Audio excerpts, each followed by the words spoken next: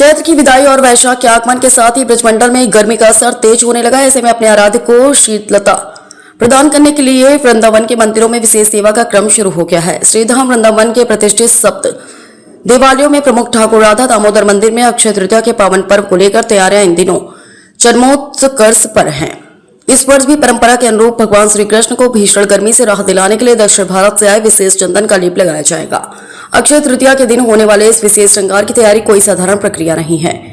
मंदिर के सेवायत आचार्य पूर्ण चंद्र गोस्वामी महाराज ने बताया कि इस उत्सव के लिए दक्षिण भारत साउथ से उच्च कोटि का मलयागिरी चंदन मंगवाया गया है। नित्य प्रतिदिन मंदिर के सेवायत और अनुयायी मिलकर इस चंदन को सलबट्टों पर घिसते हैं।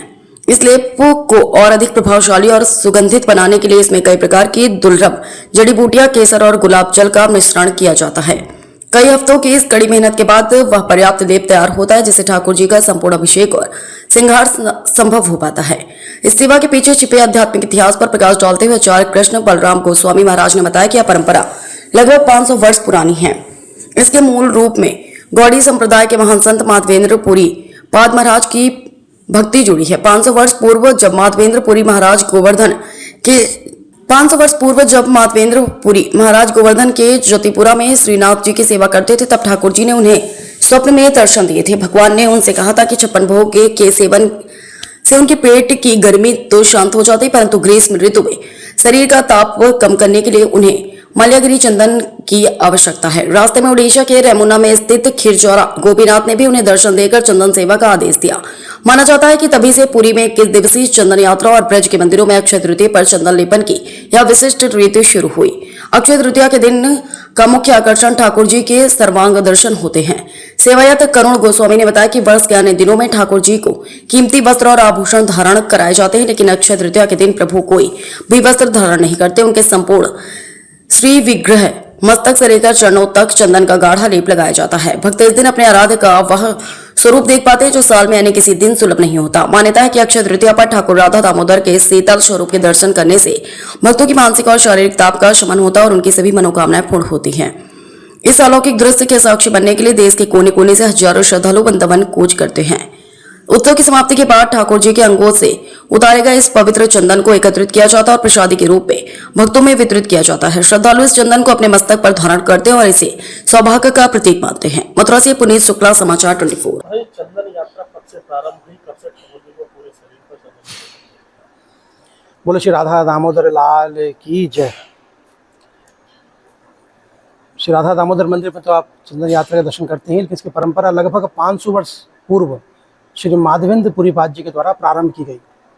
ये जतिपुरा में रहते थे और भगवान श्रीनाथ जी ने उनको दर्शन दिया और बोले, माधवेंद्र पुरी 56 भोग से मेरे पेट की अग्नि तो शांत हो गई, परंतु जो शरीर का ताप है, इतने समय से अंदर थे, अंदर जो शरीर का जो ताप है वो शांत नहीं, इसलिए तुम मुझे चंदन का लेपन करो। तुम मलयागिरी जाओ, वहाँ से चंदन लेकर आओ, लेपन करो। माधवेंद्र पुरी पाद ने उनकी आज्ञा सुनी और यहाँ से निकले, गोवर्धन जतिपुरा से मलयागिरी के लिए निकले।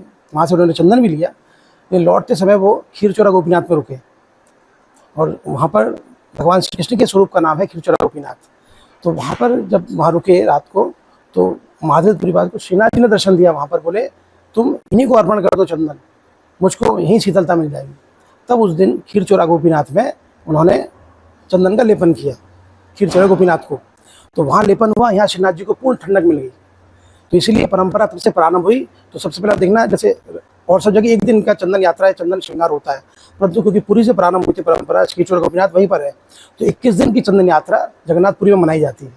तो इस तरह से ये परंपरा प्रारंभ हुई, जो कि आज भी देखिए आप निरंतर निर्विवाद रूप से चलती है। हमारी चंदन सेवा जो है कितने वर्षों पुरानी है और कब से ये सेवा चली आ रही है, क्या क्या मान्यताएं हैं और किस तरीके से यहाँ पे चंदन सेवा की जाती है? श्री राधा दामोदर लाल की जय। जैसा कि भी आपको हमारी भ्राताश्री ने बताया कि 500 वर्ष पुरानी परंपरा है, जो अभी तक हम सनातन भक्तों के द्वारा चलाई जा रही है, जिसमें 20 तारीख को जो अक्षय तृतीया का महोत्सव मनाया जाता है, उसी दिन इस परंपरा को निभाते हुए हम आप जो देख रहे हैं, ये चंदन जो यहाँ घिसा जा रहा है, 1 महीने पूर्व से इसकी तैयारी शुरू हो जाती है, जिसमें हम जो चंदन की लकड़ी है वो साउथ से दक्षिण भारत से मंगाया जाता है, कि वहीं से इसकी उत्पत्ति है। उसको पानी में भिगो के फिर इसको हम लोग 1 महीने तक घिसते हैं। उसके बाद घिसने के बाद जो चंदन हमको प्राप्त होता है उसमें नाना प्रकार की औषधियाँ, जिसमें कपूर है, चंदन है, इत्र है, गुलाब जल है आदि का उसको मिश्रण करते हुए एक लेपन बनाते हैं। उस लेपन को ही हम दामोदर जी को सर्वांग रूप से लगाते हैं। इसमें उनके चरणों से लेके और मुकुट तक पूरे वस्त्र चंदनों का ही हम लोग उनको धारण करवाते हैं। तो ये दर्शन 20 तारीख को आपको राधा दामोदर में शाम को 6 बजे से लेके रात के 11 बजे तक आपको ये दर्शन मिलेंगे। हमारे कब से चंदन घिसना प्रारंभ हो जाता है और कितने किलो तक शुरू हुआ? ये 1 महीने पूर्व होली समापन के बाद ही हम इसको प्रारंभ कर देते हैं और लगभग 4 से 5 किलो इसमें हमको ठाकुर जी को पूरा लगाने के लिए हमको इतना चंदन कहाँ सही से हो। मंगाया जाता है? ये चंदन दक्षिण भारत से हम लोग मंगाते हैं। चंदन के साथ और क्या क्या मिश्रण किया जाता है? चंदन के साथ साथ हम इसमें कपूर हुआ, इत्र हुआ, गुलाब जल हुआ, केसर है, ये सारी चीज़ें इसमें मिश्रण करके फिर इसका लेपन बना के ठाकुर